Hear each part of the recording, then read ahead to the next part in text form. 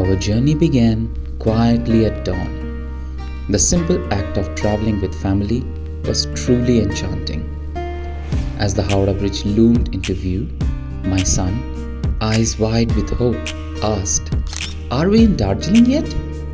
The question, so sincere, drew amused glances. His excitement was actually something we all shared without needing to say so. It was my first time to Darjeeling. Both our mothers, me and my wife, and our ever-curious little boy. It was a multi-level preparation. Flights may be quicker, but trains still hold their nostalgia magic. One gaze through the window, watching the landscapes unfurl, and you are swept straight back to childhood.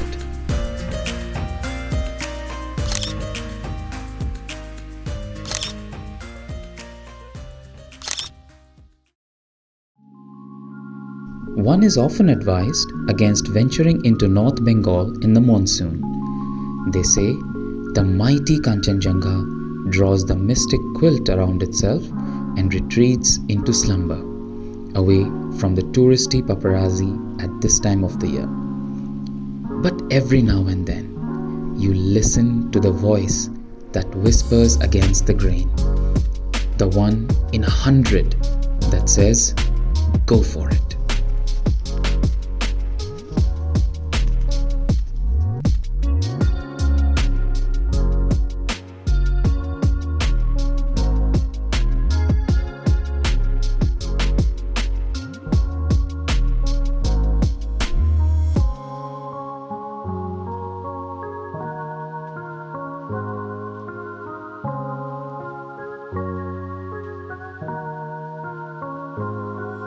For me, bearing witness to the clouds as they journey through the ridges of the mountains, stroking the forests, the rivers, petals, rooftops, and the quiet lives beneath them, felt like being allowed a glimpse of something sacred. And I was, quite profoundly, not disappointed.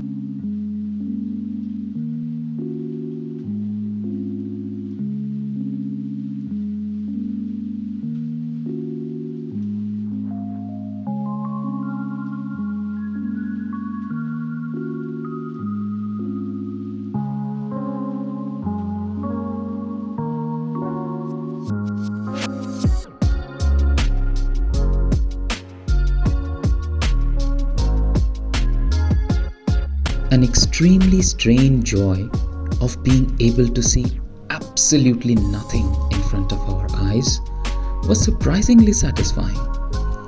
Despite our faces showing all the signs of a journey that started at an ungodly hour, the smiles of our hearts could have easily covered the horizon.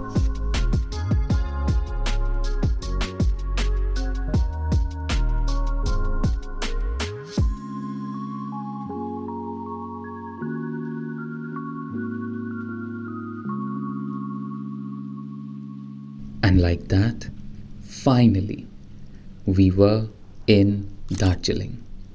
Our journey has just started.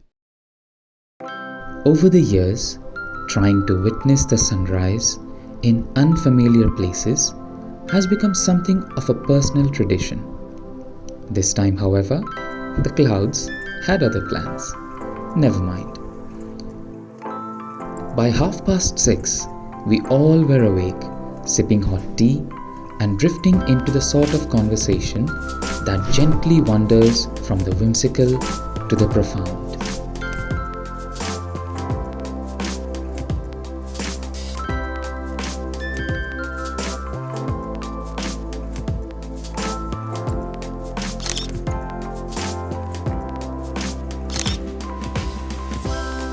After a thoroughly contenting breakfast, we set off to give the calories a fair trial, with the morning fog accompanying us like an old friend and clouds playing coy.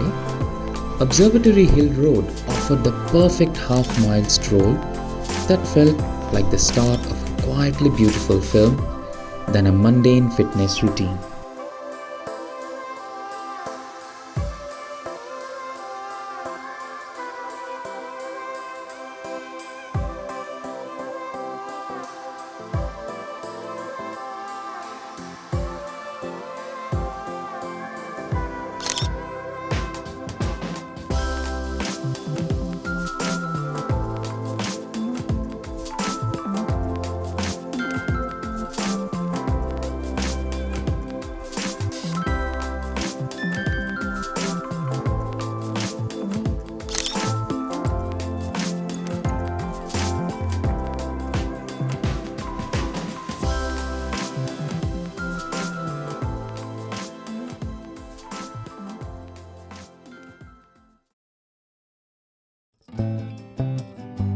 Our official sightseeing began with a seat on the Darjeeling Himalayan Railway's Joyride.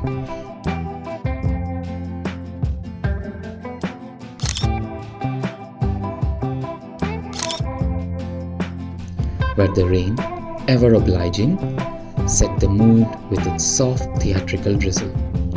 The way people smiled and waved, we could not help but feel like accidental celebrities.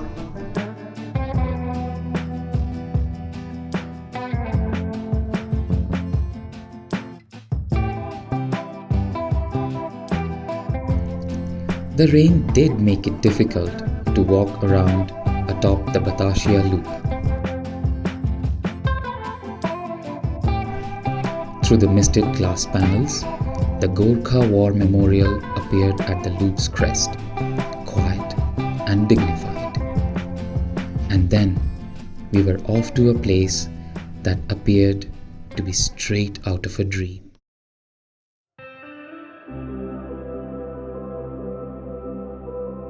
The sleepy little Khum station, wrapped in dense clouds with steaming tea warming our souls like a confession of love. This perhaps was where my Darjeeling experience peaked, creating its most tender and unforgettable memory.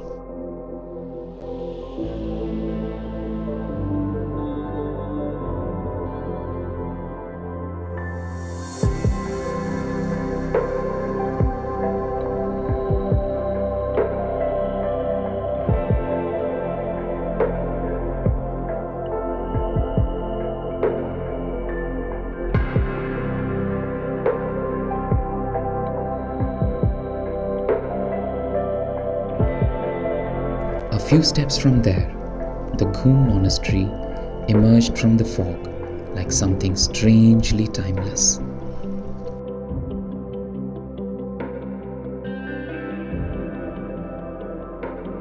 The vibrance of its warm interiors and an aura of unfathomable profoundness seemed to invite even an ignorant tourist like me to share some of its centuries-old wisdom.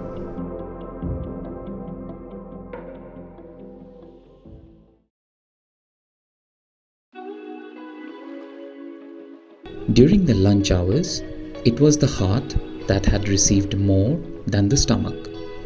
So, by dusk, we found ourselves at Glenaries, perched at the table with the finest view in town. After navigating Darjeeling's slopes and sidestepping its rather theatrical traffic, we were more than ready to indulge in its best dishes, utterly guilt-free, and with a kind of appetite that is only earned by adventure.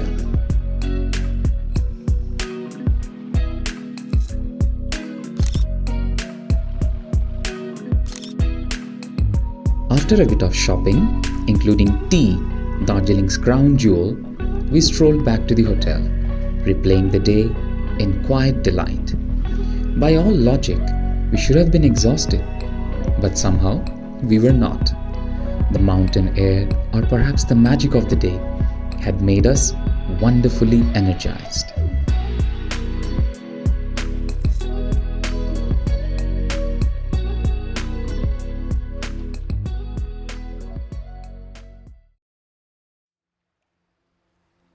The rain the next morning was far heavier than any sensible tourist would wish for.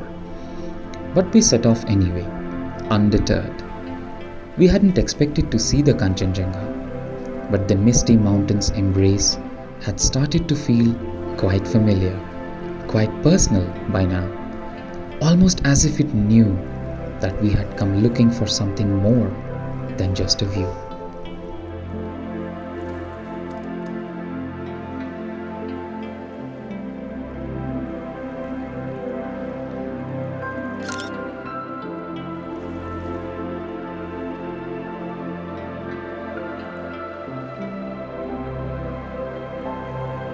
The two of us shared an umbrella as we walked up to the Peace Pagoda in that rainy, mist-draped morning.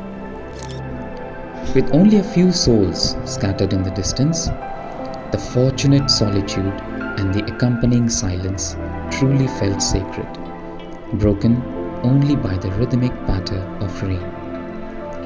Beneath the blissful gaze of the Buddha, we were not simply sheltered from the weather, but wrapped in a calm that felt oddly familiar, like the quiet strength that we have built together, one rainy day at a time.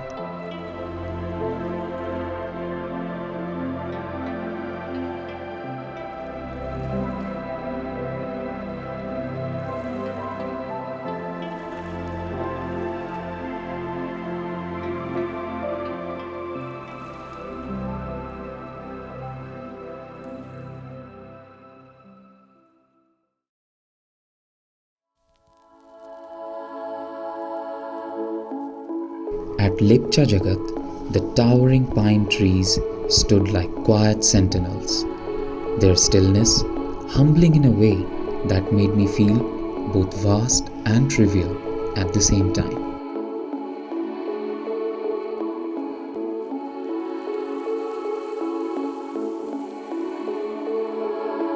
Surrounded by their ancient, dignified grace, it was impossible not to reflect on how deeply blessed one might be to be surrounded by their loved ones, despite life's fleeting nature. In that moment, the world felt more comforting, more elevating, and somehow more peaceful.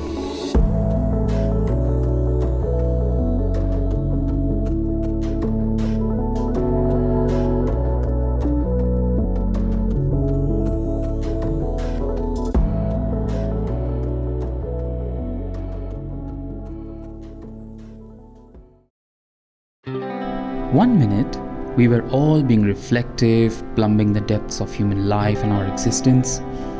And the next, we were utterly content, clutching a rather lovely cup of tea in a charmingly tiny family-run shop. A perfectly cherishable spectrum of memories in the making. Right. Imagine us, not just at Caventer's, but gloriously seated at its table number 1. Another touristy thing to do in Darjeeling? Checked. On the last evening of our trip, the two of us indulged in some of our favorite purchases.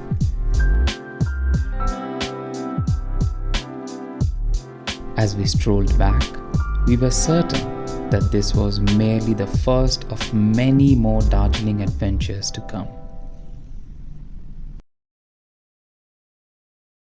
It was like a friend closing your eyes from behind, keeping you blindfolded for some time, and then finally letting you open your eyes to see something truly spectacular.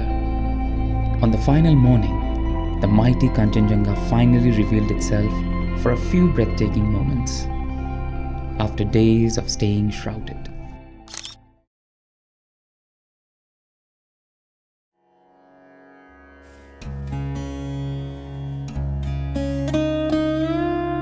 The clouds, the rain, the mist, the train, the mountain and its cold, its stories that don't grow old.